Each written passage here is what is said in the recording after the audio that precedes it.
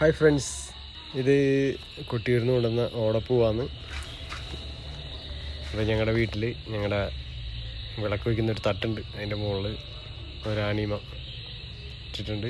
ഇനി എല്ലാ ഐശ്വര്യങ്ങളുണ്ടാവും എന്ന് വിചാരിക്കുന്നു. പിന്നെ ഞങ്ങൾ കാലത്ത് 5 മണി 4:30-5 മണിയായപ്പോൾ ഞങ്ങൾ തലശ്ശേരിയിൽ എത്തിയതാണ്. അപ്പോൾ അവിടെ നിന്ന് എൻ്റെ ഫ്രണ്ട് വന്ന് ഞങ്ങളെ പിക്ക് ചെയ്തു. അവരുടെ വീട്ടിൽ പോയി കുളിയൊക്കെ കഴിഞ്ഞിട്ട് നേരെ വിട്ടത് പറശ്ശിനിക്കടവിലേക്കാണ്. പറശ്ശിനിക്കടവ് മുത്തപ്പന പോയി കണ്ട് കുറേ നാളായിട്ടുള്ള ആഗ്രഹമായിരുന്നു പറശ്ശിനിക്കടവ് പോകണമെന്ന്. മുത്തപ്പന പോയി കണ്ടു.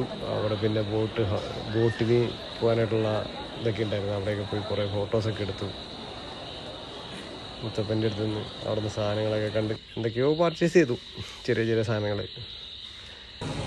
അവിടെ നിന്നെല്ലാം കഴിഞ്ഞ് ഇറങ്ങി അവിടെ നിന്ന് നമ്മുടെ ഫ്രണ്ട്സ് എല്ലാവരും കൂടെ കൂടി ട്രാവലർ എടുത്തിട്ട് നേരെ വിട്ട് കൊട്ടിയൂർക്ക്. അവിടെ പോണ വഴിക്ക് അന്നദാനമൊക്കെ ഉണ്ട് കേട്ടോ.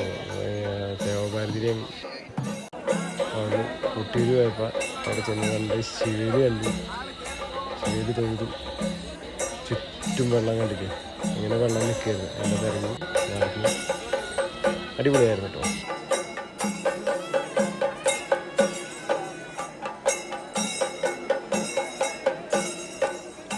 ഇത് ബാവലി പോയാണ്. ഭയങ്കര ഉൾക്കായിരുന്നു. എനിക്ക് ആരെയും വിടുന്നൊന്നുമില്ല.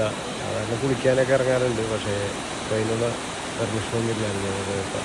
പിന്നെ മഴയായിരുന്നു. ഇന്ന് നനഞ്ഞുകൊണ്ട് തന്നെയാണ് പോയതും വന്നത്. ഇന്ന് മഴയായിരുന്നു.